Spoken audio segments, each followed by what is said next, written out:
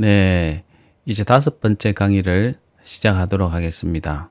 총 7편의 동영상 중에서 이제 5편으로 들어가고 있습니다. 이제 끝이 보이기 시작하는데요. 오늘은 15장, 16장, 17장, 18장, 15, 16, 17, 18장 4장을 공부해 보도록 하겠습니다.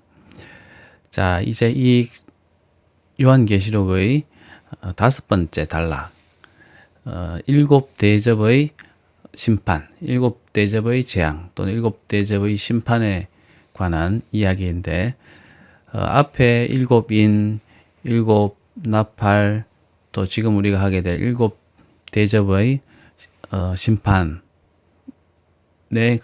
그 심판에 주된 내용도 있지만 그게 삽입되는 이야기들이 있어 왔습니다. 마찬가지로 7대접의 심판에도 삽입된 그런 장면들이 좀 특징적인 장면들이 있게 되는데, 그 특징적인 장면들이 또 어떤 것이 있는지를 공부하면서 한번 보도록 하겠습니다. 자, 15장입니다. 또 하늘에 크고 이상한 다른 이적을 보매 7천사가 7재앙을 가졌으니 곧 마지막 재앙이라. 하나님의 진노가 이것으로 마치리로다. 네, 여러 앞에 심판들이 있었지만 이제 하늘에 크고 이상한 다른 이적을 또 보게 되었는데, 이것으로 하나님의 모든 진노의 심판이 마칠 것이다. 이렇게 환상을 보면서 깨닫게 되는 것을 이제 이야기하고 있습니다. 환상이기 때문에 이것을 누가 설명해 주지 않더라도 영적으로 느끼고 그가 깨닫는 것이 있을 수가 있는 것이죠. 예, 이것이 환상이기 때문에 마치 우리가 꿈을 꿀 때에 그 상황을, 그 주변의 상황을 누가 말해 주지 않더라도 마치 알 수 있는 것처럼 이것도 환상이기 때문에 그가 보는 것과 또 깨닫는 것이 누군가 설명해 주지 않더라도 깨달을 수 있는 그런 여지가 있는 것이죠.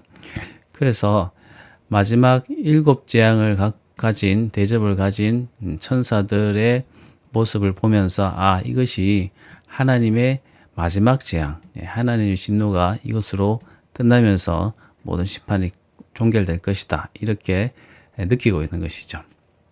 보는 순간 그렇게 느끼는 것 같습니다. 7천사가 7재앙을 가지고 선 것을 보게 되는 것인데, 이것은 앞에 본 어떤 것들보다도 다른 그런 상황처럼 보였던 것 같습니다. 하늘에 크고 이상한 다른 이적이 보였다고 하니까. 네. 그래서 또 내가 보니 그런 분위기의 심상치 않은 7천사의 등장을 보고 다시 주목해서 보니까 불이 섞인 유리바다 같은 것이 있고, 자, 4장에 보면은 하늘의 보좌가, 하나님의 보좌에 관한 설명이 나오는데, 그 앞에 보면 수정처럼 맑은 유리바다가 있다고 했죠. 유리로 된 것이 아니라 유리처럼 투명한 아주 맑은 그런 바다인 셈인데, 여기서 보면은 그 유리바다 같은 것이 있는데 불이 섞여 있다고 하죠.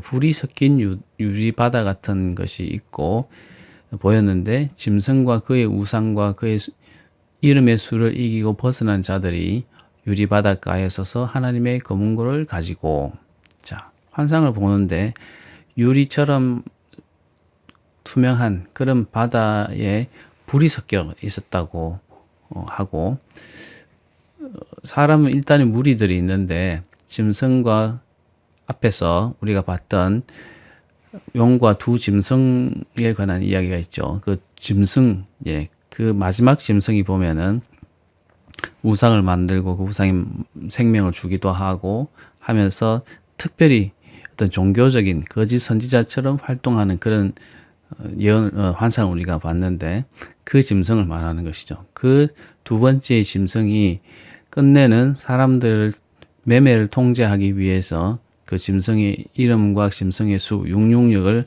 사람의 머리와 팔에 박게 하는 지경에 이르게 하는 그런 장면을 우리가 보았는데, 그 짐승과 그의 우상과 그의 이름의 수를 이기고 벗어난 자들. 네. 결국 그 환난과 그들의 환난과 핍박을 이기고 벗어난 자들이 이제는 어떻게 하고 있습니까? 유리 바닷가에 서서 하나님의 검은고를 가지고 노래를 부르고 있는 거죠. 하나님의 종 모세의 노래, 어린 양의 노래를 불러 말하되 이렇게 하고 있죠. 여기서 보면 모세의 종, 어린 양의 노래라고 하는 것은 이집트에서 종살이를 하던 이스라엘 백성들을 하나님이 모세를 앞세워서 이끌어내시게 되는데, 그때 홍해 앞에 가로놓였던 이스라엘 백성들을 하나님께서 건너게 하시고 그 뒤따라오던 그 이집트의 군대를 물에 수장시키시는 그런 사건이 있었죠. 마치 그런 사건을 연상케 하는 장면이 되겠습니다. 유리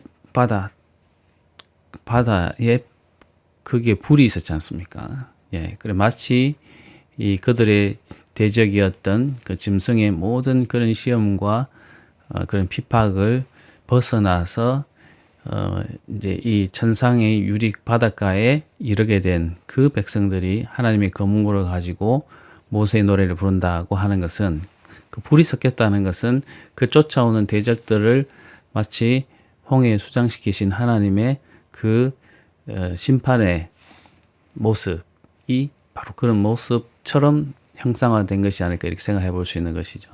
불이 섞인 유리 바다는 이미 대적들이 거기에 수장되고 거기에서 심판을 받은 그런 모습을 말하는 것 같고, 모세의 노래를 부른다는 것은 그들을 수장시킨 것이 마치 애굽에서 이스라엘 백성들을 불러내서 홍해에서 그 대적들을 빠뜨려 죽이게 하신 그 사건을 칭송하는 그 모세의 노래처럼 어린 양의 노래를 부르는, 그들을 인도하는 어린 양을 노래하는 그런 일단의 무리들이 그 바다에 가에 서서 노래를 하고 있는 장면을 보게 되는 것이죠. 그 노래의 내용은 주 하나님 곧 능력하신 이시여 하시는 일이 크고 놀라우시도다. 만국의 왕이시여 주의 길이 의롭고 참되시도다. 네. 만국의 왕이시여 주의 길이 의롭고 참되도다. 네. 주의 하시는 그 가는 길이, 그 주의 그 길이, 행하시는 그 길이 선하시고 의롭고 참되다. 이렇게 찬양하고 있습니다. 주여, 누가 주의 이름을 두려워하지 아니하며 영화롭게 하지 아니하오리까? 오직 주만 거룩하니이다. 주의 의로우신 일이 나타났음에 만국이 와서 주께 경배하리이다 하더라. 네. 자, 유리 바닷가에 서서 하나님의 검은고를 가지고 찬양하는 그 사람들의 찬양 소리를 듣고 이렇게 기록한 내용이 바로 15장 1, 2, 3, 4절의 내용이 되겠죠. 불이 섞인 유리 바닷가에 서서 부른 노래가 되겠습니다. 자, 15장 5절. 또 2일 후에 내가 보니 하늘의 증거 장막의 성전이 열리며, 하늘의 증거 장막, 특정 이단이 지금 많이 쓰고 있는 단어죠. 또 2일 후에 내가 보니 하늘의 증거 장막의 성전이 열리며 일곱 지향을 가진 일곱 천사가 성전으로부터 나와 맑고 빛난 세모포 옷을 입고 가슴에 금띠를 띠고.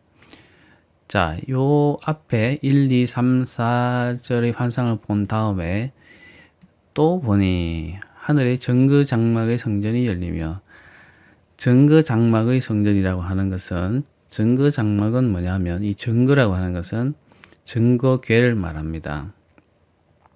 만나나 또 아론의 상난 지팡이나 또 십계명의 그 돌판이 들어있는 증거궤가 있었는데, 이 증거궤는 과거 장막의 지성소에 증거궤를 만들어서 거기에 언약궤 또 증거궤라고 하는 상자를 만들어서 거기에 보관을 했었습니다.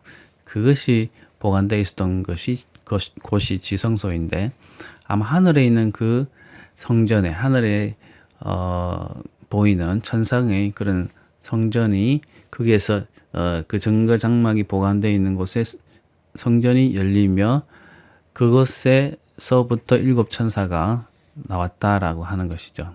일곱 재앙을 가진 일곱 천사가 성전으로부터 나와서 그 성전 정거장막이 열리면서 그곳에서 일곱 천사가 성전으로부터 나왔다고 하고 그 모습은 맑고 빛난 세마포 옷을 입고 가슴에 금띠를 띠고 세마포 옷은 하얀 빛난 옷인데 이것은 제사장들이 입었던 옷이고 가슴에 금띠를 띠는 사람들은 그 당시에는 그 구약 시대에는 대제사장들만 가슴에 금띠를 띠는 그런 의복을 입었습니다.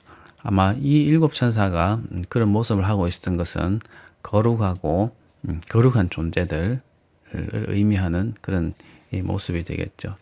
아마 일곱 천사가 성전으로부터 나왔을 때 네 생물 중에 하나가 영원토록 살아계신 하나님의 진노를 가득히 담은 금 대접 일곱을 그 일곱 천사들에게 주니 네 생물이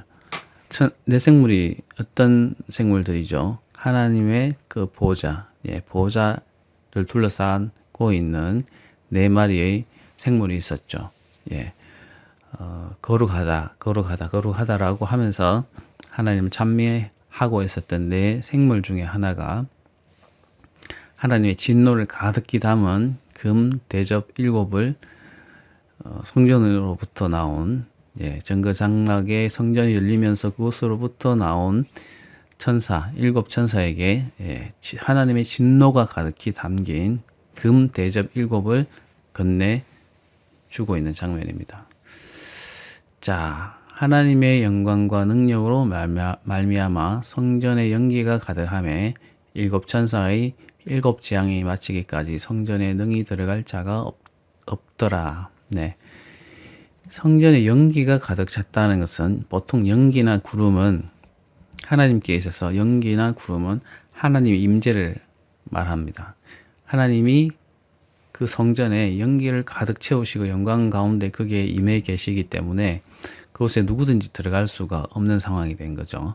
물론 그전에도 들어간 자가 없었지만 인간으로서 들어간 자는 없었지만 이런 환상이 보인다는 것은 이제 마지막 심판을 견디고 하나님의 그 초청을 받아서 하늘로 올라갈 때가 아니면 이제는 그곳에 아무도 들어갈 수 없는 그런 상황의 환상으로 지금 이제 보여지는 것입니다. 그래서 하나님의 영광과 능력으로 말미암아서 성전에 연기가 가득 차매 일곱 천사의 재앙이 마치기까지는 성전에 능히 들어갈 자가 없더라. 그렇게 보였다는 것입니다. 그러니까 이제 일곱 재앙이 마쳐야지만 하나님의 심판이 마치고 택한 백성들이 하늘로 들어갈 수 있게 되는 그런 상황이 환상처럼 보였다는 것입니다. 자, 15장 내용은 좀 짧습니다. 자, 16장으로 넘어가도록 하겠습니다. 자, 15장의 내용은 일곱 대접을 받을 천사들이 등장하게 되고 이제 16장을 위해서 16장의 내용들이 소개되면서 어떤 이 오프닝의 어떤 성격을 갖고 있는 장이 15장이 되겠습니다. 자, 16장은 그 일곱 대접의 심판의 내용이, 일곱 대접의 재앙의 내용이 어떤 것인가 하는 것에 대해서 이제 구체적으로 말해주는, 보는 그런 환상의 내용이 되겠습니다. 16장을 한번 보겠습니다. 자, 또 내가 들으니, 이제는 또 들리는 음성으로, 물론 환상으로 보지만 이제는 들리는 소리가 있어서 그것을 들었다는 것입니다. 성전에서 큰 음성이 나서 일곱 천사에게 말하되 너희는 가서 하나님의 진노의 일곱 대접을 땅에 쏟으라 하더라. 이 음성의 주인이 누군지, 누가 이 음성을 발했는지는 정확하게 여기서 설명이 되지 않습니다. 그러나 성전에서 들렸기 때문에 어떤 천사의 말소리보다는 성전에 아까 15장에서 봤듯이 연기로 가득 계시기 때문에 아마 그곳에서 계신 하나님이 명령하신 것이 아닌가 이렇게 생각해 볼 수 있죠. 그래서 그 성전에서 큰 음성이 나서 일곱 천사에게 명령하는 것이죠. 너희는 가서 하나님의 진노의 일곱 대접을 땅에 쏟으라. 예, 네 생물 중에 하나가 그 일곱 천사에게 건네준 일곱 대접을 땅에 쏟으라라고 이제 명령하고 있습니다. 자, 하늘 성전에서 그 명령을 내리자 첫째 천사가 가서 그 대접을 땅에 쏟게 됩니다. 그때 나타나는 세상의 심판은 짐승의 표를 받은 사람들과 그 우상에게 경배하는 자들에게 악하고 독한 종기가 났다는 것입니다. 특히 둘째 짐승의 그 의도에 따라서 짐승의 표를 받은 사람들 그리고 그 짐승이 만든 우상에게 경배하는 그런 자들에게는 악하고 독한 종기가 났다는 것입니다. 지상에 있는 모든 대부분의 사람들이 악한 종기가 나서 고통을 당하게 되는 재앙을 받게 되는 장면이 보여지고 있고, 또 둘째 천사가 그 대접을 바다에 쏟음에 바다가 곧 죽은 자의 피같이 되니 바다 가운데 모든 생물이 죽더라. 네, 둘째 천사가 대접을 바다에 쏟을 때 바다가 피의 바다가 됩니다. 죽은 자의 피니까 이 피도 맑고 어떤 기능을 하는 그런 피가 아니라 죽은 자의 탁한 피, 검은 피같이 이 바다가 되어버리니까 생물이 살 수가 없죠. 그래서 실제로 모든 생물이 존재할 수 없는 바다가 되어서 바다는 죽음의 바다가 되어버립니다. 앞에서 천상에 있었던 유리 바다와는 완전히 대조되는 그런 죽음의 바다가 된 셈이죠. 세 번째 천사가 그 대접을 강과 물 근원의 소돔에 피가 되더라. 네.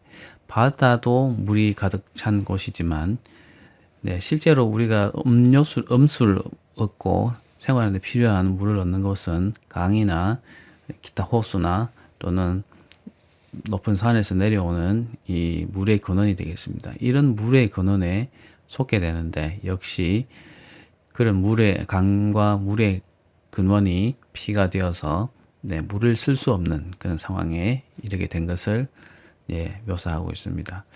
자, 첫 번째, 두 번째, 세 번째의 그런 대접을 쏟았을 때 그런 재앙이 이른 후에 자, 다시 말소리가 들립니다.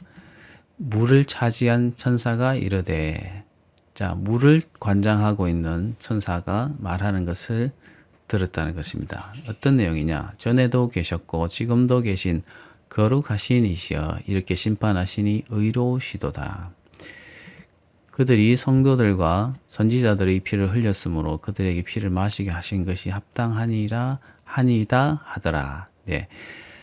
바다와 강과 물의 근원이 피가 되게 한 것은 그 이전에 흘렸던 성도들의 피에 대한 결과라는 것입니다. 성도들의 피를 흘리고 선지자들의 피를 흘리면서 죽었는데 그 피를 흘려서 죽은 것이 합당한 죄를 지어서 그런 것이 아니라 부당한 대우를 받고 핍박을 받아서 그들이 죽었기 때문에 그 피를 그 불의한 자들이 마시게 하는 그런 결과를 그들에게 피를 마시게 하신 것이 당연히 복수하시고 그들의 억울함을 되돌려 주게 하신 것이니 그것이 합당하시고 그렇게 하시는 심판이 의롭다는 것이죠. 의롭다는 것은 선하시고 그 정당하시다는 것이죠. 당연히 그런 나쁜 짓을 한 것에 대한 결과로서 심판하고 그들에게 어떤 보복을 되돌려 준 것, 이런 것들은 하나님의 편에서 볼 때는 의로우시고 당연히 행하셔야 되는, 선을 위해서 당연히 행하셔야 되는 그런 일이기 때문에 의로우신 심판이다라고 하는 것이죠. 그래서 천사가 그렇게 물을 관장하고 있는 천사가 그렇게 찬양하는 그런 모습을 들었다는 것입니다. 자, 또 내가 들으니 제단이 말하기를 자, 제단이 말하기를, 이 제단은 앞에서 설명되기로 물론 번제단을 말하는데 이 제단 밑에는 많은 사람들이 모여 있었죠. 그 사람들은 순교하고 순교했던 사람들입니다. 그 사람들이 하나님께 신원해서 그들의 억울함을 갚아달라고 할 때 하나님께서 조금 더 기다리라. 그때가 되면 그렇게 해줄 것이다. 아직 그 숫자가 차지 않았다라고 하시면서 기다리라고 하셨는데 이제서는 그 제단이 말하기를, 그 제단이 말했다는 건 그 제단 또는 혹 그곳에 모여 있던 억울한 죽음을 당했던 순교했던 자들이 말하기를 그러하다. 앞에 천사가 말했던 것처럼 그 말이 맞다. 그러하다. 주 하나님 곧 선능하신 이시여 심판하시는 것이 참되시고 의로우시도다 하더라. 네. 심판하는 것이 당연히 마땅하고 그렇게 하는 것이 의롭다. 선하시고 정당하시다. 왜? 악에 대해서 심판하시는 것은 당연히 의로운 것이죠. 정당한 것이고 그렇게 해야만 하는 것입니다. 공의라고 하는 것이죠. 그래서 그 제단 아래에 있던 사람들, 억울한 죽음을 당해서 순교했던 사람들이 그렇게 또 찬양하는 모습이 들렸다 하는 것입니다. 천사와 그런 순교한 성도들의 찬양이 이어지는 것을 증언하고 있습니다. 자, 그리고 네 번째 천사가 그 대접을 해 소돔에 해가 권세를 받아 불로 사람들을 태우니. 자, 네 번째 천사의 대접이 대접으로 인해서 나타난 해는 태양에다가 그 대접을 쏟았는데 그 태양이 아주 뜨거워져서 그런지 태양 불로 말미암아서 사람들이 태우게 받게 되는 그런 현상이 나타나게 됩니다. 그래서 사람들이 크게 태워진지라. 그 빛으로 말미암아서 살이 탈 정도로 태워졌다고 합니다. 이 재앙들을 행하는 권세를 가지신 하나님의 이름을 비방하며 또 회개하지 아니하고 주께 영광을 돌리지 아니하더라. 이런 재앙이 계속적으로 나타남에도 불구하고 세상 사람들은 하나님을 알지 못하는 세상 사람들은 이러한 권세를 가지고 계시고 이러한 심판을 일으키고 계시는 하나님의 이름을 비방합니다. 회개하고 돌이키지 아니합니다. 주께 영광을 돌리지 아니합니다. 이 사람들 하나님을 모르기 때문에 하나님을 인정하지 않기 때문에 이 심판을 일으키는 하나님을 전혀 감지하지 못하고 있는 것입니다. 이것은 마치 이집트의 바로 왕이 보이는 모습하고 똑같습니다. 이스라엘 히브리 백성들을 내보내지 않으려고 끝까지 버티면서 재앙들을 다 겪는 이 왕은 결국 보내줄 듯 말 듯 하면서 계속 그 마음을 돌리고 이스라엘 백성들 보내주지 않죠. 결국은 장자의 심판을 받고서야 내보내게 되는데 그 마음에 보면은 하나님을 알지 못하기 때문에 계속 그 마음을 돌이키고 하는 것을 볼 수 있는데 역시 마찬가지로 여기서도 심판을 겪고 있으면서도 하나님께 돌아오지 않냐고 회개하지 않은 그런 모습들을 보여주고 있습니다. 자, 다섯 번째 천사가 그 대접을 짐승의 왕좌에 쏟으니 그 나라가 곧 어두워지며 사람들이 아파서 자기 혀를 깨물고. 자, 다섯 번째 천사가 대접을 쏟게 되는데 짐승의 왕좌에 쏟았다고 합니다. 그 짐승은 하나님을 대적하는 세력을 말하죠. 그 짐승의 왕좌가 어딘지는 모르지만 어쨌든 짐승의 왕좌가 위치한 곳은 몰라도 모르겠는데 어쨌든 짐승의 왕좌에 쏟게 됩니다. 그러니 그 나라가 곧 어두워져서 해가 빛을 잃고 달이 빛을 잃고 그 별이 빛을 잃어서 곧 어두워지게 되는 흑암의 그런 재앙이 이르게 됩니다.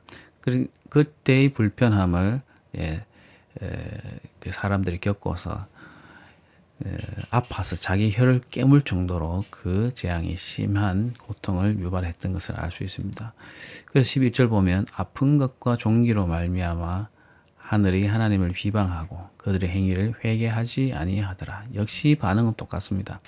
아픈 것과 종기, 예, 다섯 번째 천사의 대접을 소돔으로 인해서 사람들이 아프게 되는데 왜 아픈지는 구체적으로 알지는 못하겠습니다. 그러나 그 아픈 것과 이 종기, 다섯 번째 천사의 대접을 해서 생긴 종기인지 첫 번째 천사가 쏟을 때 생긴 종기가 계속 남아있을 그런지 모르지만 하여간 이런 아픈 것과 종기를 말미암아서 사람들은 하나님을 비방하고 그들의 행위를 회개하지 않게 됩니다.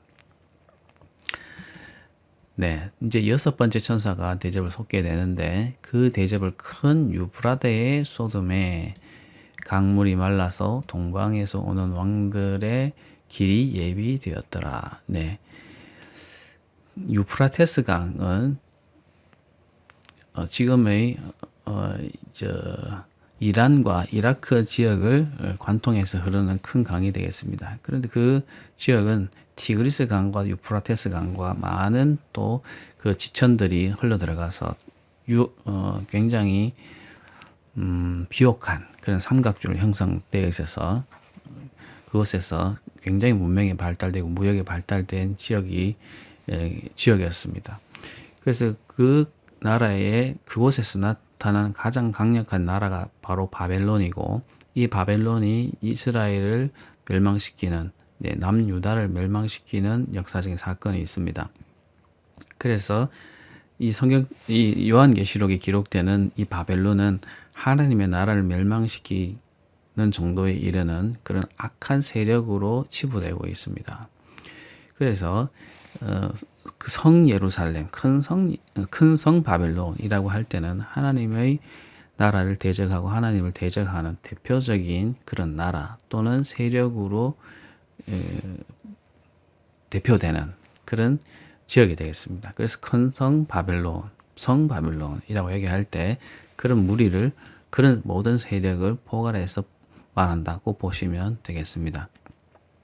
그 큰 강 유프라데에 쏟았다는 것은 그 바빌론의 대표적인 강 유프라테스 강인데 거기에 쏟았다고 하는 것이죠. 그래서 큰 성 바벨론이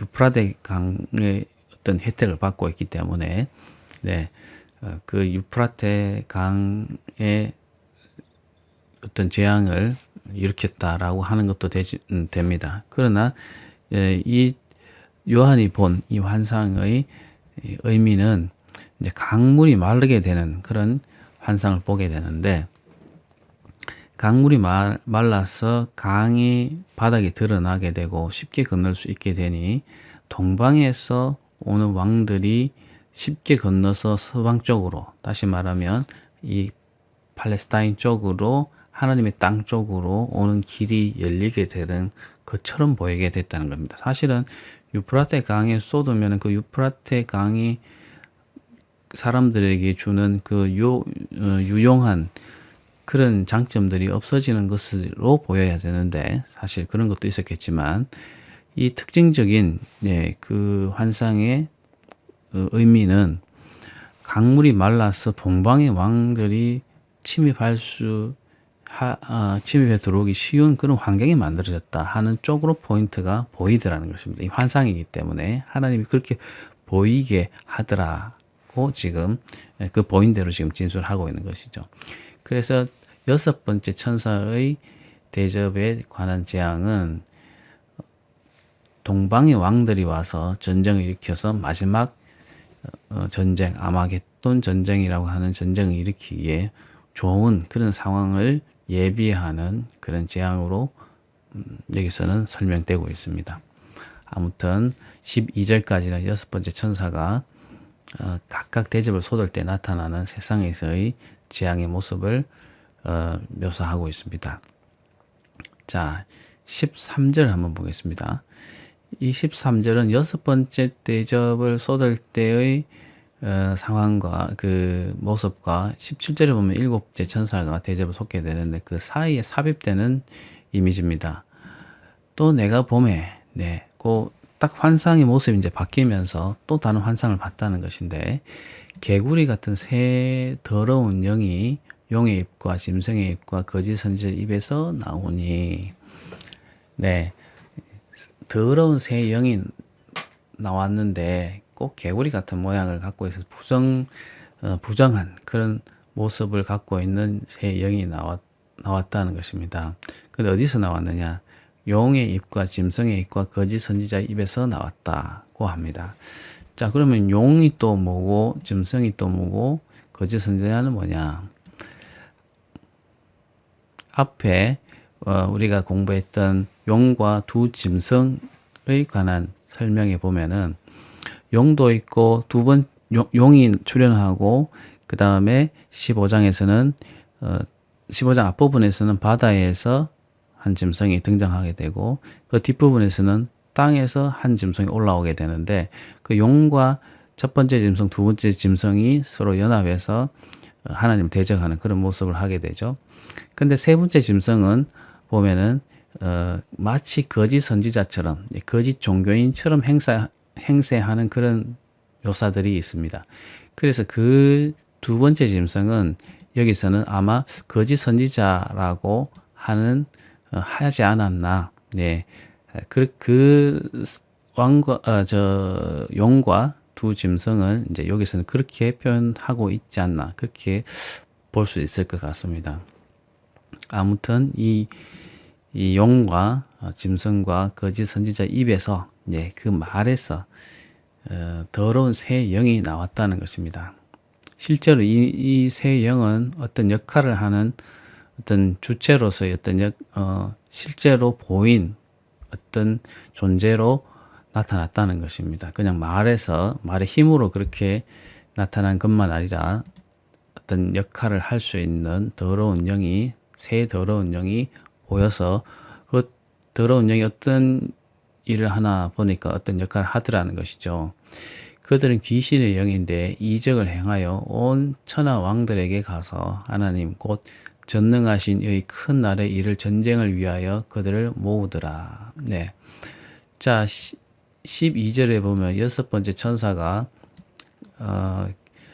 대접을 쏟을 때 유프라데 강물이 마르면서 동방의 왕들이 올 길이 열려서 어떤 중요한 전쟁이 일어날 것을 분위기를 그렇게 만들고 있는데 개구리 같이 더러운 새 영이 나와서 이들은 귀신의 영인데 온 천하 왕들에게 가서 하나님을 대적하는 전능하신 큰 날에 있을 전쟁을 위하여서 그들을 모으게 되는 임무를 가지고 나쁜 일을 행하더라. 그렇게 보여지더라 하는 것을 기록하고 있습니다. 하나님 곧 능하신 이의 큰 날, 심판의 날이죠. 심판의 날 때에 세상 많은 사람들이 와서 하나님과 싸우기 위해서 모이게 될 그런 일들이 있을 것을 지금 여기서는 보고 있습니다. 보라, 내가 도둑같이 오리니 누구든지 자기 옷을 지켜 벌거벗고 다니지 아니하며 자기의 부끄러움을 보이지 않는 자는 복이 있도다. 네, 하나님의 그 심판이 도둑같이 오겠다는 것입니다. 그래서 자기 옷을 지켜서 벌거벗고 다니지 아니하고 자기의 부끄러움을 보이지 아니하는 자. 당시 이 말을 들을 때 사람들은 술에 취해서 옷을 잘 입지 않고 벗고 있는 사람들, 음녀들이나 술에 취한 사람들, 그리고 무엇을 지키기 위해서 밤에 파수를 보고 있는 사람들이 너무 더워서 자기 역할을 망각하고 옷을 벗고 자는 그런 식의 어떤 이미지를 떠올릴 수 있는 그런 이 문구가 되겠습니다.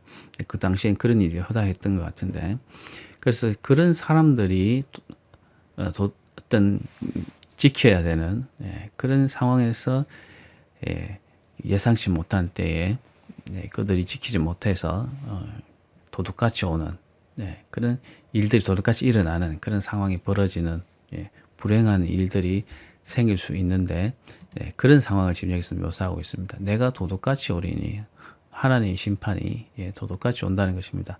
그래서 마치 열 처녀의 그 비유처럼 준비하지 못하고 나태하게 되어 있는 사람들은 복을 받지 못한다.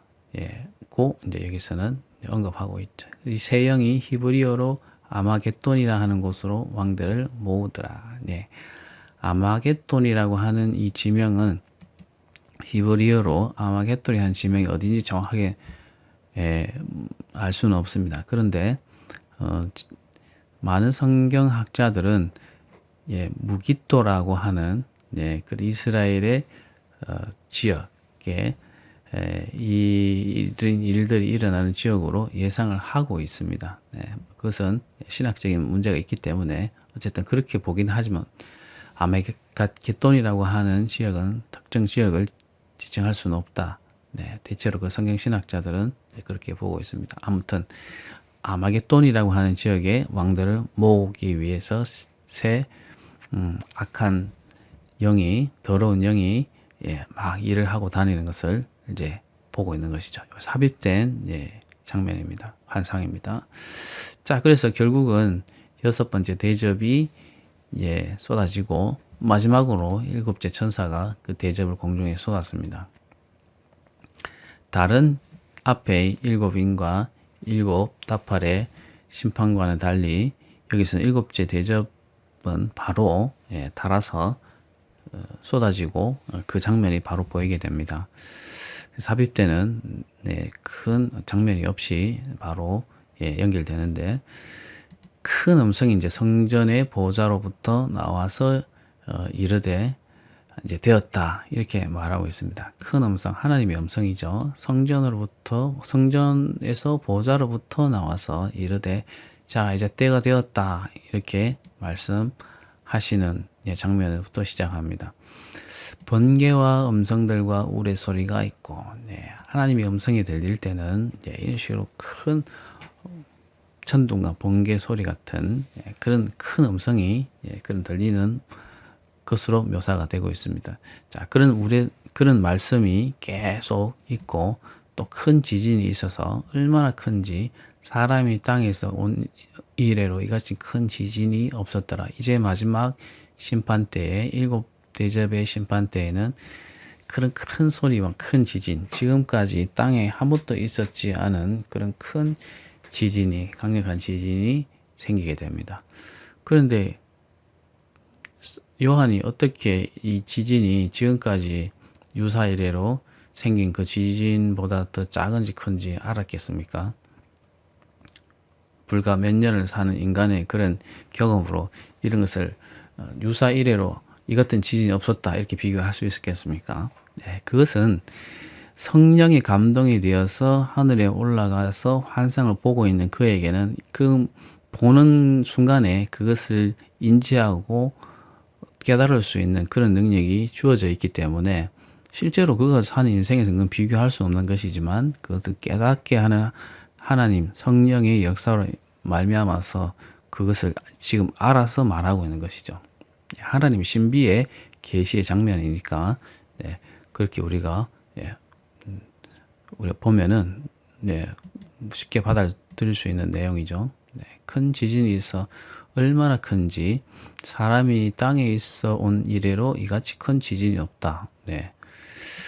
큰 성이 세 갈로로 갈라지고 만국의 성들도 무너지니 큰 성 바벨론이 하나님 앞에 기억하신 바 되어 그의 맹렬한 진노의 포도주단을 받으매.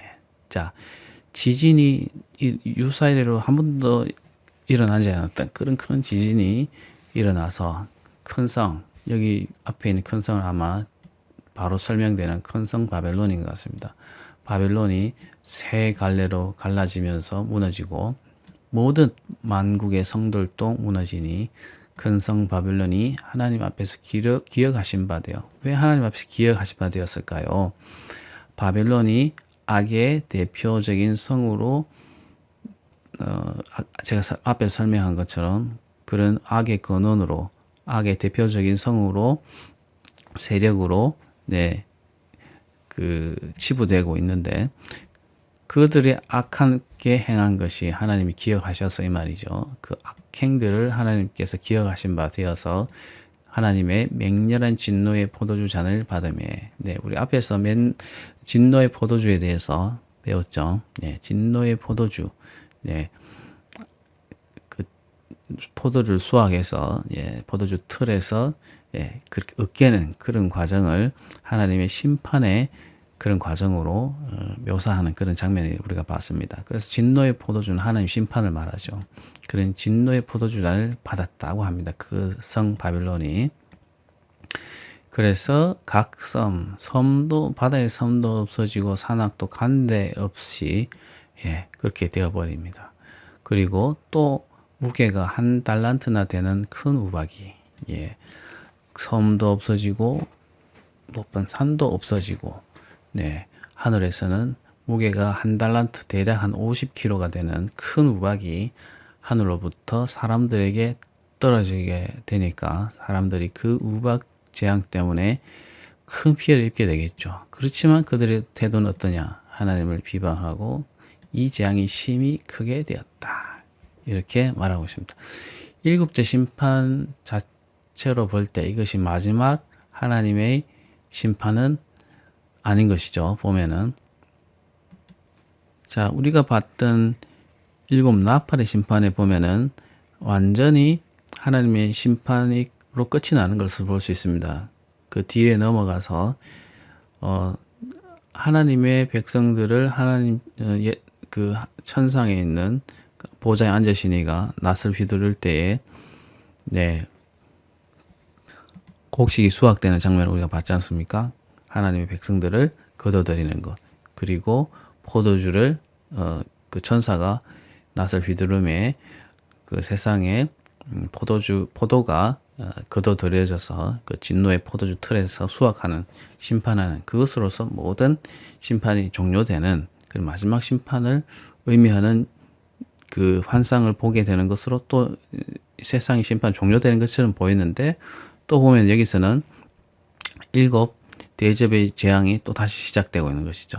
그러니까 이것이 연결점을 가지고서 계속 시간적인 순차적인 어떤 고리를 가지고 일어나는 것이라고 우리가 보기는 어렵고 어떤 각각의 재앙들, 각각의 환상들이 어떤 마지막에 있게 될 그런 심판들을 각각의 나름대로의 어떤 관점에서 계속적으로 반복해서 설명하고 있다. 이렇게 보는 것이 좀 합리적인 해석일 것 같습니다. 그래서 여기서 보면 7 대접의 심판으로 세상이 모두 끝날 거라고 그렇게 마지막 준비된 심판이라고 했지만 여기 보면은 끝이 나는 것은 아니거든요. 그래서 7 대접의 심판은 이렇게 끝이 나게 됩니다. 아무튼 자, 그러면 또 17장으로 한번 넘어가 보겠습니다. 자, 17장 1절 보겠습니다. 또 7 대접을 가진 7 천사 중 하나가 와서 내게 말하여 이르되 이리로 오라. 많은 물 위에 앉은 큰 음녀가 받을 심판을 내게 보이리라. 땅의 임금들도 그와 더불어 음행하였고 땅에 사는 자들도 그 음행의 포도주에 취하였다 하고. 자, 7 대접의 재앙을 갖고 있었던 7 천사 중에 하나가 요한에게 와서 말합니다.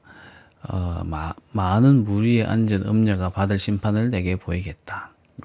큰 음녀에 관한 이야기를 이제 하면서 그 음녀에 관한 이야기를 하겠다, 보여주겠다고 하면서 데리고 가는 것입니다.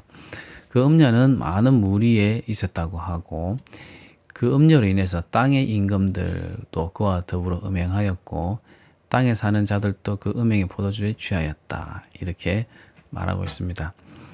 네, 우리가 하나 이해해야 될 것이 있습니다.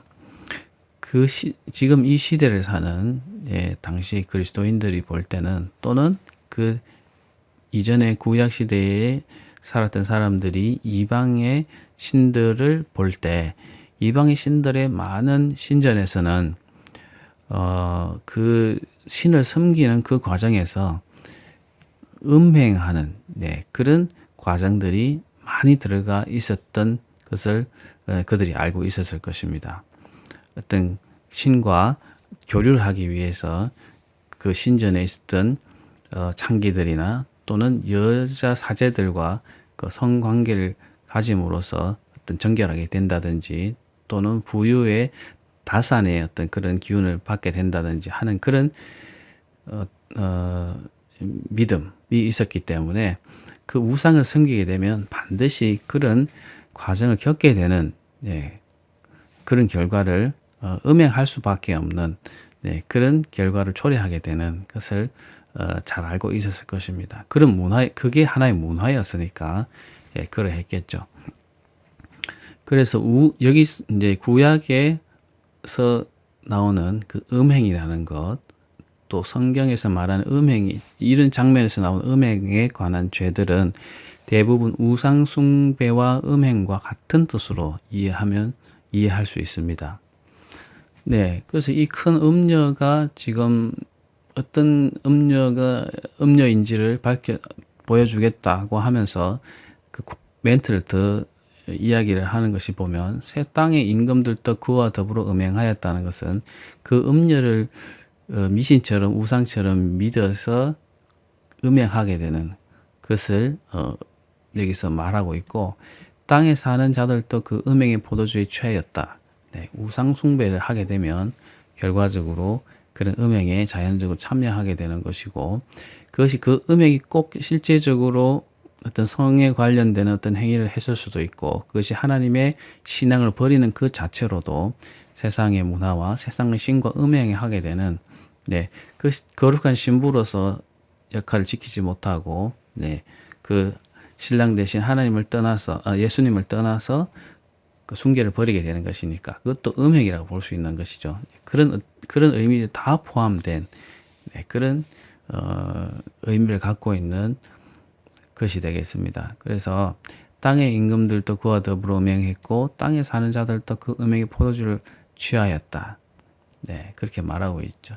이 많은 무리라는 것은 앞에서 큰 성 바벨론에 관한 설명이 있었는데, 이 바벨론이 위치하고 있었던 곳은 티그리스 유프라테스 강의 삼각주 지역이 되거든요. 그렇기 때문에 많은 물이 있었고 수로가 발달되어서 경작을 해서 먹을거리를 많이 생산되고 무역이 발달된, 문화가 발달된 그런 지역이었습니다. 그래서 여기서 많은 무리에 앉았다고 하는 것은 아마 그런 바빌론의 그런 문화적인 모양을 지칭해서 그렇게 말하고 있는 것 같습니다. 아무튼 그 바빌론, 하나님을 대적하는 큰 세력으로 대표되는 그 바빌론과 어떤 관련성을 갖고 있는 것으로 볼 수 있는 거죠. 이 큰 음녀에 관한 받을 심판을 보이겠다고 하면서 일곱 대접을 갖고 있었던 천사 중 하나가, 일곱 천사 중 하나가 요한을 데리고 갑니다. 그 성령으로 나를 데리고 광야로 가니라. 성령으로 데리고 광야로 갔습니다. 예수님이 40일간의 금식을 마치시고 성령의 이끄심을 말미암아서 광야로 간 것처럼, 마치 그런 것처럼 가는 그런 모습이죠. 이 내용은 그것과는 전혀 다르지만 마치 그런 것처럼 광야로 갔습니다. 내가 보니 여자가 붉은 빛 짐승을 탔는데 그 짐승의 몸에 하나님을 모독하는 이름들이 가득하고 7머리와 10뿔이 있으며, 그 여자는 자줏빛과 붉은빛 옷을 입고 금과 보석과 진주로 꾸미고 손에 금잔을 가졌는데 가증한 물건과 그의 음행이 더러운 것들이 가득하더라. 여자가 붉은 빛 짐승을 탔다고 합니다. 그 짐승의 몸에는 하나님 모독하는 이름이 가득하고 7머리와 10뿔이 있다고 하죠. 이것을 보면 그 앞에서 우리가 볼 때에 용과 두 짐승에 관한 설명에서 13장에서 바다에서 올라온 짐승을 묘사하고 있습니다.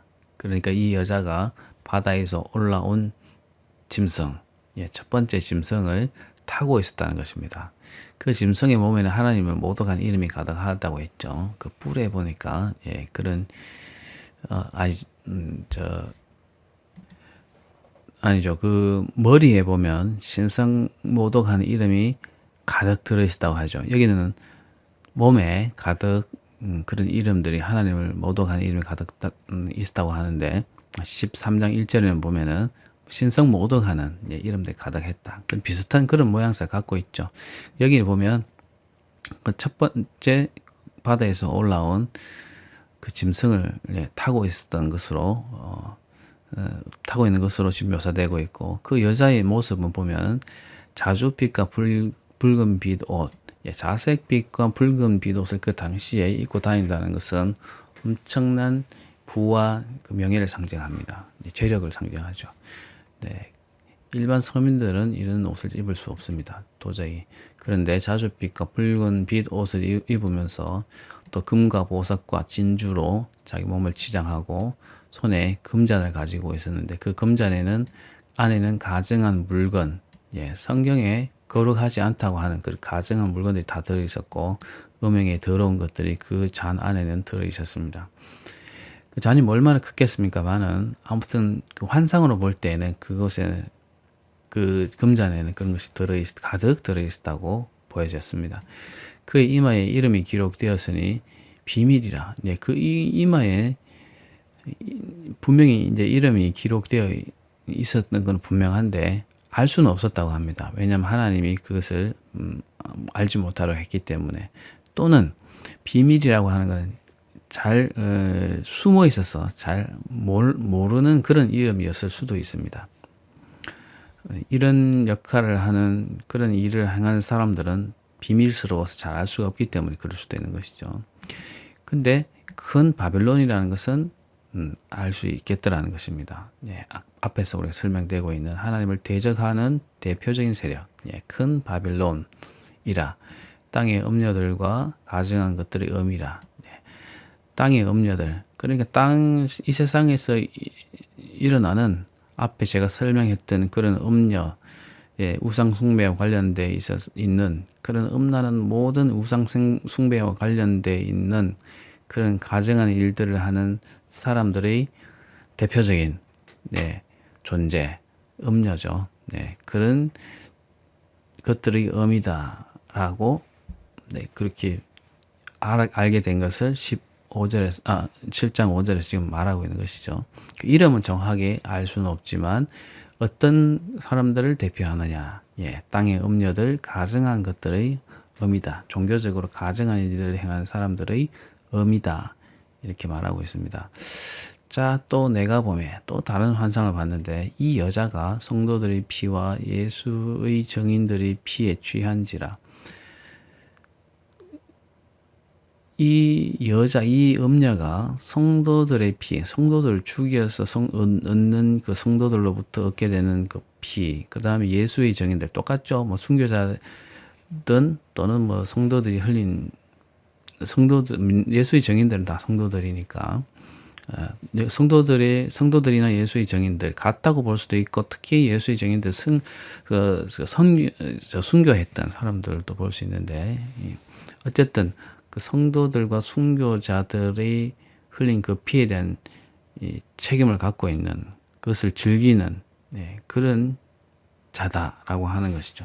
이 환상을 봤을 때 요한이 어땠냐 하면 그 여자를 보고 놀랍게 여기고 크게 놀랍고 여기니 성도들을 죽이고 성도들을 핍박해서 받은 그 피를 먹고 마시고 취하고 하는 것을 볼 때 이 음녀가 가진 능력이 얼마나 대단하기 때문에 성도들을 저렇게 핍박하고 죽이는 능력을 가지고 있느냐, 그런 일들을 행할 수 있느냐, 이걸 봤을 때 놀랍게 여기고 또 크게 놀랍게 여기게 되는 그런 느낌을 받았다는 것입니다. 그래서 그런 놀라운 마음들을 갖고 있을 때 천사가 알고서 왜 놀랍게 여기느냐. 내가 여자와 그가 탄 7머리와 10뿔 가진 짐승의 비밀을 내게 이르리라. 자, 17장에 보면은 그 음녀에 관한 일들을 또 천사가 알려주겠다고 하고 그 환상을 볼 수 있도록 해주고 또 그 음녀와 짐승의 비밀을 또 알려주겠다고 하면서 또 알게 해서 하나님이 그 음녀와 그 짐승에 관한 이야기들을 계속 알려주는, 계시해주는 그런 지금 상황인 거죠. 계속 알게 하시기 위해서 가르쳐 주시는 그런 내용이라고 볼 수 있습니다.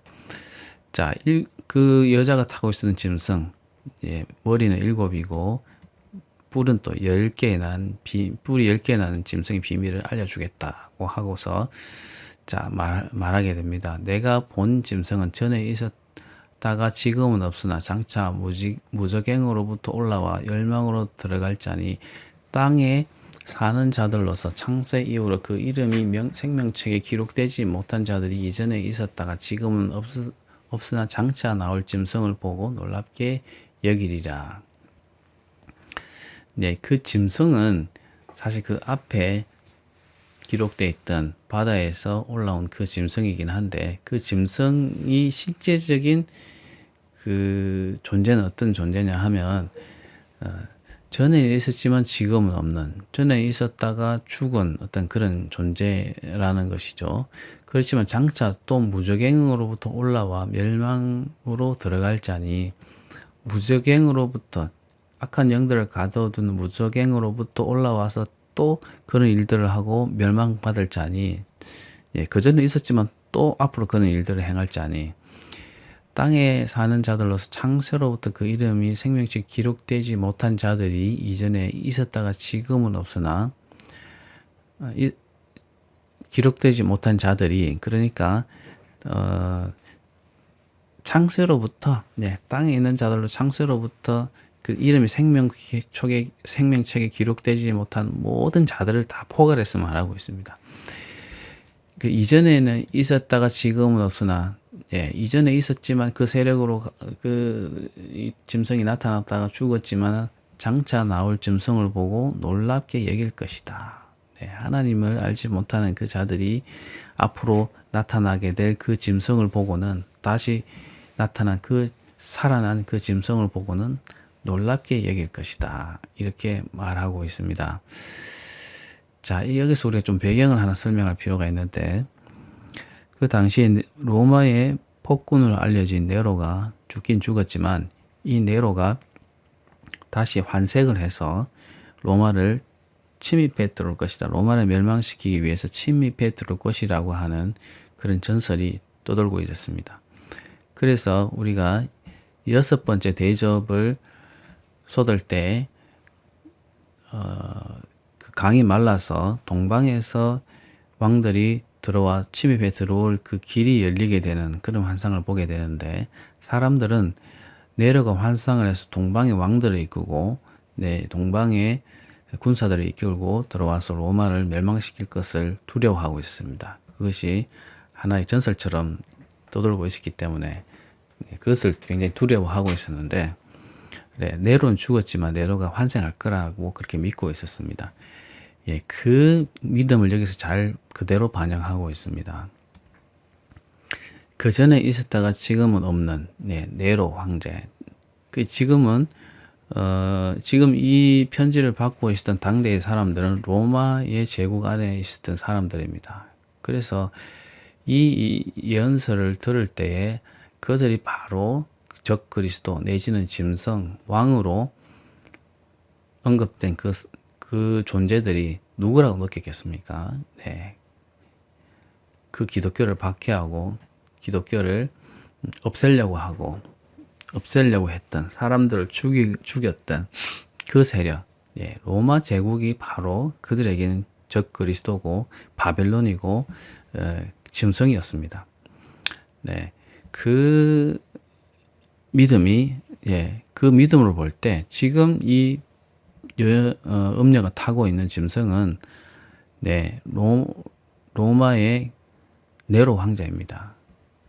전에 있었다가 지금은 없지만 장차 또 나타나서 그들에게 다시 멸망하게 되겠지만, 지금은 없으나 장차 나올 짐승이 누구냐? 네로 황제로 생각하고 있었습니다. 물론 그 당시에는 그런 일들이 바로 코앞에 일어날 어떤 그런 일들이었는지 모르지만, 또 말세를 사는 우리들에게는 또 이 사건들이 반복해서 말세에 나타날 가능성이 분명히 있는 것이죠. 계시니까 이런 일들은 계속 반복해서 나타날 수가 있으니까, 말세에도 이런 일들이 생길 수 있을 것이라고 우리는 볼 수 있습니다. 그러나 그 당대에 살았던 사람들은 아마 네로 황제, 로마의 황제가 하나님 대적하는 대표적인 세력이었습니다. 자, 어쨌든 이 여음녀가 타고 있었던 그 짐승은 로마의 황제나 로마의 세력들을 의미한다 같고 느꼈을 것입니다. 아무튼 자, 또 넘어가 보겠습니다. 9절 지혜에 있는 뜻이 여기 있으니 그 일곱 머리는 여자가 앉아 일곱 산이요. 예, 지혜의 뜻이 여기 있으니 다시 말하면 지혜에 있는 사람은 잘 보라는 것입니다. 일곱 머리 그 짐승의 일곱 머리는 여자가 앉아 일곱 산이나 같다. 예, 여자가 앉아 있는 많은 물 가운데 앉아 있기도 했고 또 지금 여기는 보면은 일곱 산 위에 앉아 있는데 일곱 로마에 이런 일곱 산들이 주변에 있었다고 해서 이 로마를 지칭한다고도 하는 신학자들도 있습니다. 그러나 정확하게 그것이 로마를 상징한다 이렇게 보기 좀 어렵습니다. 그러나 어쨌든 그 짐승이 갖고 있는 일곱 머리는 여자의 일곱 산, 앉아 있는 일곱 산 정도로 예, 설명하고 있고요. 또 일곱 왕이기도 하고 예, 일곱 머리는 예, 결국 일곱 머리는 일곱 왕을 말하고 다섯은 망하였고 하나는 지금 있고 하나는 아직 이르지 아니하였고. 자, 로마 황제를 생각하면 이 지금 이 묘사가 그대로 맞습니다. 일곱 왕을 말하는데 짐승은 일곱 왕을 말하는데 다섯은 이미 지나갔고 망하였고 하나는 지금 다스리고 있는 왕이고 하나는 아직 이르지 아니한 왕, 앞으로 올 왕 이렇게 말하는 거죠. 이러면 반드시 잠시 왕으로 하게 될 하나의 왕이 또 이럴 것이라는 거죠. 그러나 전에 있었다가 지금 없어진 짐승은 자, 짐승으로 대표되는 음녀가 타고 있는 이 짐승은 그 짐승 위에는 일곱 머리가 있었는데 그것은 열 왕을 말하고 이 짐승 자체는 이 일곱 왕 다음에 올 여덟째 왕이라는 거죠. 짐승 자체는 그 여덟째 왕이니 일곱 중에 속한 자라는 일곱 중에 속했다는 것은 로마의 황제의 혈통을 갖고 있는 자라는 것이죠. 그가 멸망으로 들어가리라. 네. 이 짐승 자체는 여덟째 왕인데 결국 멸망하게 될 것이라는 것입니다. 내가 보던 열불은 자 짐승 위에 있던 열불은 열왕이니 아직 나를 얻지 못하였으나 다만 짐승과 더불어 임금처럼 한동안 권세를 받으리라. 짐승 위에 있던 열불은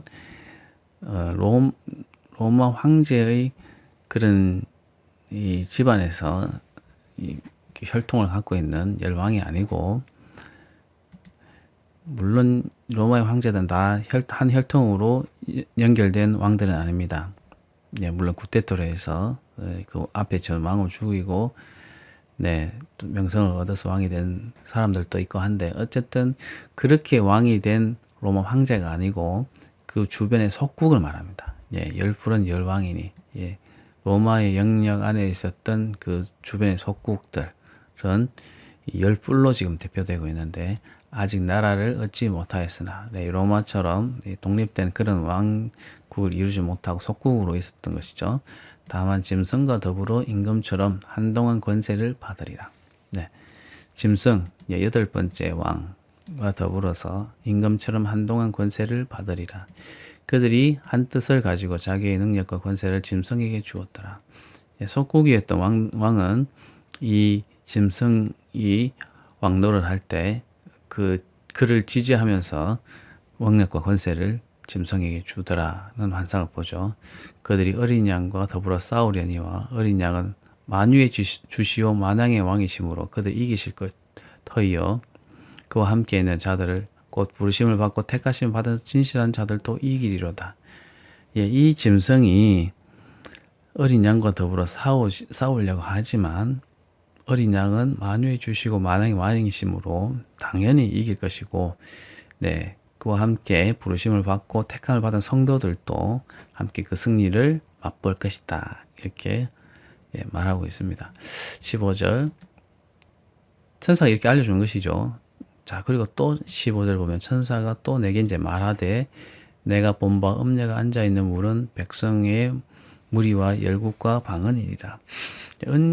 음녀가 앉아있는 곳 많은 물 이렇게 표현되고 있었죠. 많은 물 또는 또 일곱 산. 네, 근데 여기서는 음녀가 앉아 있는 물에 관한 설명인데 이제 백성과 무리와 열국과 방언들이라 하나님을 알지 못하는 그런 모든 온 우주적인 사람들, 속해 있는 사람들이라고 볼 수 있죠. 내가 본 바 이 열불과 짐승은 음녀를 미워하여 망하게 하고 벌거벗게 하고 그의 살을 먹고 불로 아주 사르리이다. 결국 이 음녀는 음녀는 패망해서 사라지게 됩니다. 사라지게 되는데 어떻게 사라지느냐? 그 열불, 앞에서 봤던 그 열불과 짐승이 음녀를 어떤 이유에서 다시 미워하게 됩니다. 그 바로 전까지만 해도 음녀가 짐승을 타고 다닐 만큼 그런 좋은 관계였지만 이제는 열불과 짐승은 음녀를 미워해서 망하게 하고 벌거벗게 가지고 그의 살을 먹고 아주 불을 살라버리는 그런 잔인하게 그 음녀를 없애버리는 그런 장면을 목격하게 됩니다. 그렇게 하는 것은 하나님이 자기 뜻대로 할 마음을 그들에게 주사 한 뜻을 이루게 하시고 자기의 뜻대로 할 마음을 그들에게 주사 그들이 그렇게 행하지만 하나님의 뜻대로 할 그런 마음을 그들에게 주었다는 것입니다. 여기서 자기의 뜻대로 할 마음은 하나님의 뜻대로 그들은 모르지만 그들이 지금 행하고 있는 것이 어떤 행동인지 모르지만 하나님이 하나님의 뜻에 원하는 대로 그들에게 자유를 줬지만 그들이 행하는 것이 결국 하나님의 섭리로서 하나님이 정하시고 한 뜻대로 행할 수밖에 없는 그런 행위라는 것이죠. 결국은 그래서 그 뜻이 이루게 하시려고 그들의 나라를 그 짐승들에게 주게 하시되 하나님이 응하기까지 하심이라. 그들의 나라를 그 짐승에게 다 주었다는 것입니다. 주어서 그들이 마음대로 해봐라고 하지만 그들이 행하는 것은 결국에 하나님이 심판이 임하게 되어서 모든 악한 자들이 다 소멸되는 그런 일들을 응하게 하기 위해서 그렇게 놔뒀다는 것입니다. 하나님 의도대로 결국 이루어질 것이라는 것이죠. 또 내가 본 여자는 땅의 왕들을 다스리는 큰 성이라 하더라. 땅의 왕들을 다스리는 큰 성, 바빌론 성이죠. 이 여자는 바벨론 성이더라 이렇게 말하고 있습니다. 자, 근데 여기 보면 용이나 짐승이나 뭐 바다에서 올라온 짐승이나 또 땅에서 올라온 짐승이나 음녀나 바벨론이나 이런 존재들은 다 정확하게 구분하기 상당히 어렵습니다. 그러나 이 존재들은 각각 다른 존재일 수도 있고 어떤 유사한 존재일 수도 있고 존재들이 다르게 표현됐지만 같은 존재를 지칭할 수도 있습니다. 나중에 보면은. 그렇지만 결국은 이 설명되고 있는 자들은 다 하나님을 대적하는 세력들을 말하고 있습니다. 각각은. 그래서 하나님을 대적하는 이런 세력들은 결국은 다 멸망하고 하나님의 심판을 받아서 다 지옥에 떨어지게 된다. 그들의 미래는 밝지 않다 하는 것을 결론적으로 말해주고 있습니다.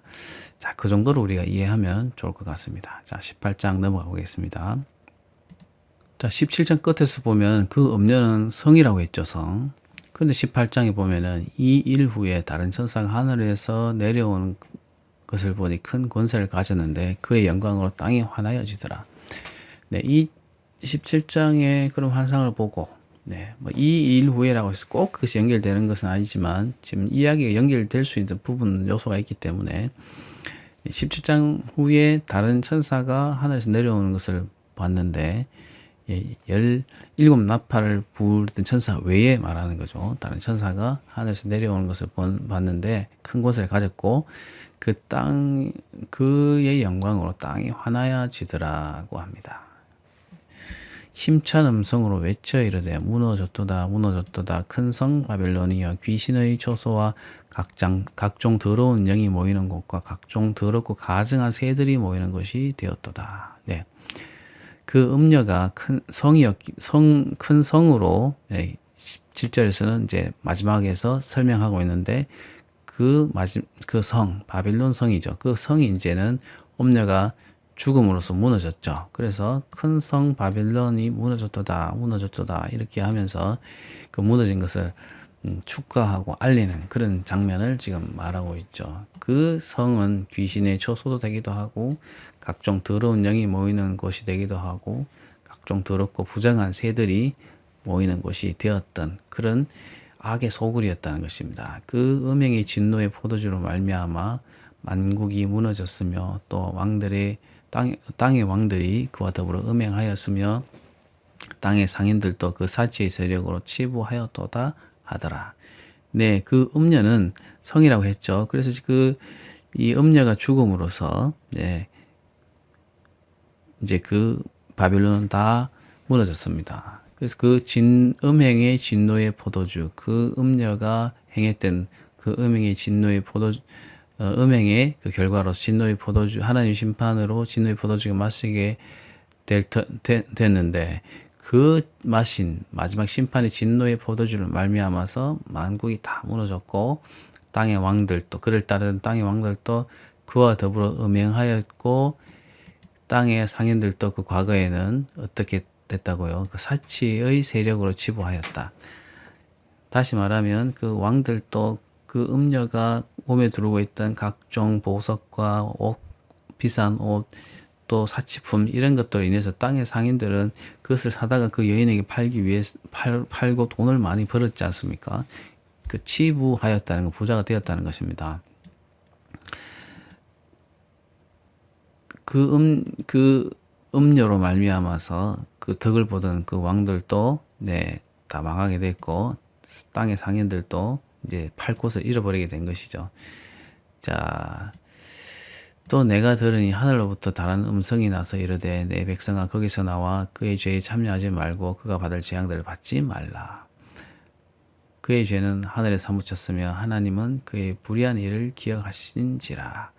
네, 또 음성이 들려서 그 백성들에게 하나님의 성도들에게 하는 말씀, 경고의 말씀은 그의 죄, 음녀의 죄에 참여하지 말고 그가 받을 재앙을 받지 말라고 합니다. 그 죄는 하늘에 사무쳤고 하나님은 그의 불의한 일을 기억하신다. 심판하실 것이다. 이렇게 말하고 있습니다. 그러나 세상의 땅의 왕들과 상인들은 그 음녀로 말미암아서 지금 덕을 보고 있었죠. 결국 무너졌지만 이 두 세력, 땅의 왕들과 땅의 상인들은 그 여자에게 빌붙어서 네, 좋은 이득을 취하고 있었지만 하늘의 경고는 그의 죄에 참여하지 말라고 하는 것이죠. 네, 경고의 말을 하고 있는 것을 환상을 보고 있습니다. 그가 준 그대로 그에게 주고 그의 행위대로 갑절을 갚아주고 그 섞은 잔에도 갑절이나 섞어 그에게 주라. 그가 얼마나 자기를 영화롭게 하였으며 사치하였는지 그만큼 고통과 애통함으로 갚아주라. 그가 마음에 말하기를 나는 여왕으로 앉은 자여 과부가 아니라 결단코 애통함을 당하지 아니하리라 이렇게 말하지만 네 그러므로 하루 동안에 그 재앙들이 이르니 곧 사망과 애통과 흉년이라. 그가 또한 불에 살라지리니 그를 심판하는 주 하나님은 강하신 자이심이라. 네. 자, 그 성도들에게 그가 준 대로 그에게 주고 그 행위대로 갑절을 주고 그가 섞은 잔에도 갑절을 섞어 주라. 네. 이 악한 세력들에 관해서 그 악한 것에 대해서는 그대로 갚아주고 나쁜 짓을 한 것에 대해서는 밝혀내고 또 그것을 따르지 말고 하라는 것이죠. 그리고 그가 얼마나 자기를 영화롭고 사치하게 하였는지 나중에는 그 심판이 다 임할 것이라고 말하는데 자기가 생각하기에는 나는 여왕으로 앉은 자고 과부가 아니고 결코 애통함을 당하지 않을 것이 약한 자가 아니라는 것이죠. 결코 그런 일들이 내가 그런 멸망하거나 고통당할 일이 생기지 않을 것이야 이렇게 말하지만 그 재앙들은 하루아침에 이른다는 것입니다. 곧 사망과 애통함과 흉년이 일순간에 하루 만에 들이닥쳐서 마치 욥에게 재앙이 갑자기 임함과 같이 그런 정도로 빨리 그 여인에게 음녀에게 들이닥쳐서 불에 살라지고 심판하시는 하나님을 불에 살라지는데 하나님이 그렇게 강한 자라는 것을 심판하시는 강한 자라는 것을 보여주는 일이라고 합니다. 자, 성도들에게는 경고를 하면서 그것에 참여하지 말고 네, 오히려 그가 준 그대로 주고 갑절로 행위대로 갚아주고 그가 석권 전에 네, 그 분노의 그 하나님의 분노의 전에 네, 갑절이나 섞다는 건 어떤 섞어서 주는 게 아니고 부어서 주는 걸 말합니다. 네, 부어 주라는 거 하는 것입니다. 그 악에 관해서는 용납하지 말고 네, 계속적으로 대응하라고 하는 것이죠. 네, 가만히 있는 것 자체가 악에 동조하는 것이기 때문에 그것에 대해서 적극적으로 네, 대응을 하라는 것입니다. 자, 그와 함께 음행하고 사치하던 땅의 왕들이 그가 불타는 연기를 보고 위하여 울고 가슴을 치며, 자, 이 음자가 하루아침에 멸망하게 되는 것을 보고 그와 함께 음행하던 왕들, 그리고 사치하던 왕들이 그가 불타는 연기를 보고 서로 슬퍼했다는 것입니다. 그의 고통을 참 무서워하여서 멀리 서서 말하되 화이토다 화이토다 큰 성 견고한 성 바빌론이여. 자, 화가 미쳤도다 아이고 어쩌나 하면서 지금 한탄하고 있는 것입니다. 한 시간에 내 심판이 이르렀다. 진짜 짧은 시간에 그런 심판이 이르렀다고 하면서 외치고 있습니다. 땅의 상인들이 그를 위하여 울고 애통하는 것은, 자, 땅의 상인들, 지금 여기 보면 왕들이 지금 말하기를 가슴을 치면서 울면서 애통해 하죠. 화이토다 하면서 애통해 하는데, 땅의 상인들은 비싼 것을 먼 곳에서 사와서 비싸게 팔아서 자기 이윤을 남기는 그런 덕을 보고 있었는데, 이 여인이 망했으니까 그를 위하여 울고 애통하는 것은 다시 그들의 상품을 사는 자가 없는 이유로 애통해 했다는 것입니다. 그 상품은 어떤 것이 있느냐? 금, 은, 보석, 진주, 세마포, 자주 옷감, 비단, 붉은 옷, 감, 각종 향목, 각종 상아그릇, 값진 나무, 구리, 철, 대리석으로 만든 각종 그릇, 계피, 향유, 유향, 포도주, 모든 것 다 되죠. 감람류, 고운 밀가루와 밀, 소, 양, 말, 수레, 종들, 사람의 영혼들이라는 건 사람 노예들이나 그런 생명을 말합니다. 생명. 그런 것들을 다 사다가 팔았다는 것입니다. 그 음녀에게 모든 것을 다 공급하면서 돈을 벌었는데 그를 팔 사람이 없으니까 단지 비통해 했다는 것입니다. 자, 바벨론아, 내 영혼을 탐하던 과일이 내게서 떠났으며 맛있는 것들과 빛난 것들이 다 없어졌으니 사람들이 결코 그것들을 다시 보지 못하리로다. 바벨론으로 말미암아 치부한 이 상품의 상인들이 그의 고통을 두려워하여 멀리 서서 울고 애통하여 이르되 화이토다 큰 성이여 세마포옷과 자주옷과 붉은 옷을 입고 금과 보석과 진주로 꾸민 것인데 그러한 부가 한 시간에 망하였도다. 자, 여기서는 땅의 임금들, 땅의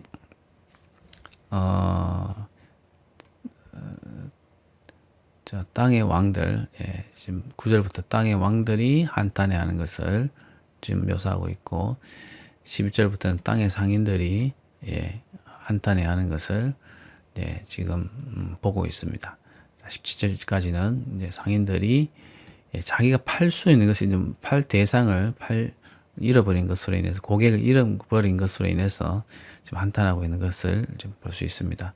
자, 17절 후반절부터는 모든 선장과 각처를 다니는 성객들과 선원들과 바다에서 일하는 자들이 멀리 서서, 자, 이 사람들은 멀리 사치품들을 구해 와서 그 음녀에게 팔았던 그런 사람들이니까 일이 있어서 좋았는데 그가 불타는 연기를 보고 외쳐 이르되 이 큰 성과 같은 성이 어디 있느냐 하며 티끌을 자기 머리에 뿌리고 울며 애통하여 이르되 화이토다 이 큰 성이여 바다에서 배부리는 모든 자들이 너희 보배로운 상품으로 치부하였더니 돈을 벌었더니 한 시간이 망하였도다.